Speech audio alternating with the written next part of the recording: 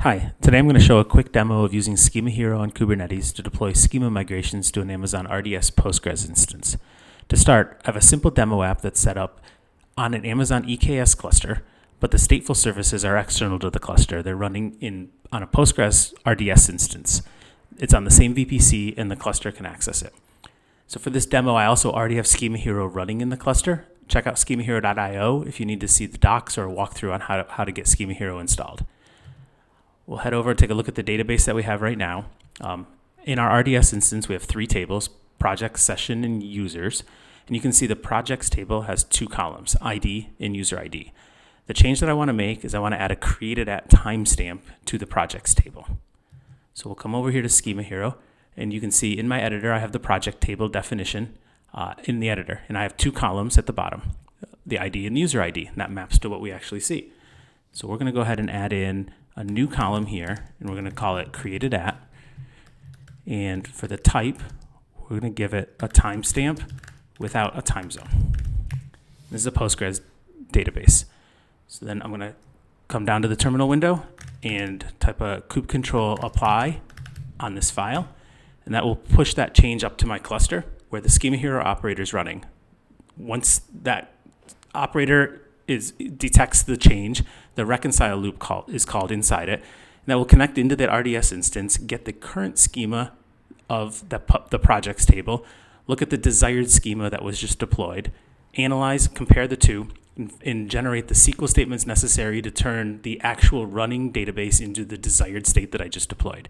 So that's pretty quick. It should have happened by now.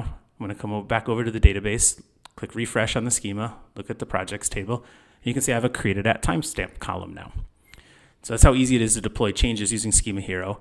But before we go, I want to show one more change.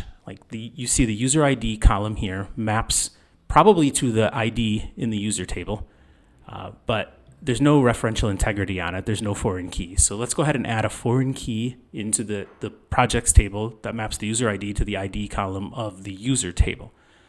So to do that, we'll head back over to the same projects.yaml file.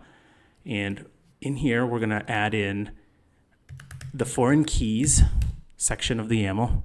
And we want to add it into specifically to the user ID column. And we have to tell it what it references. So we'll say it references the table users. Spell it table a little better.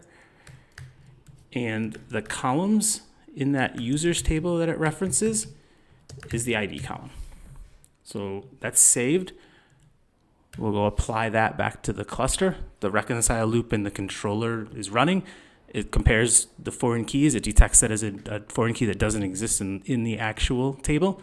And it should have generated the SQL statements and executed them. So we'll refresh the schema again, head back to the projects table.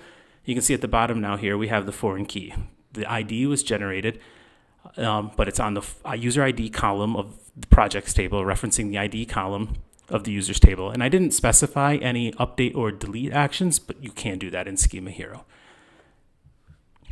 So that's a quick intro of how to show how SchemaHero allows you to create a declarative file that specifies the desired state of a Postgres or MySQL schema, and then it lets the SchemaHero operator translate that into the SQL statements that are necessary to add, remove, or alter tables, columns, indexes, or more.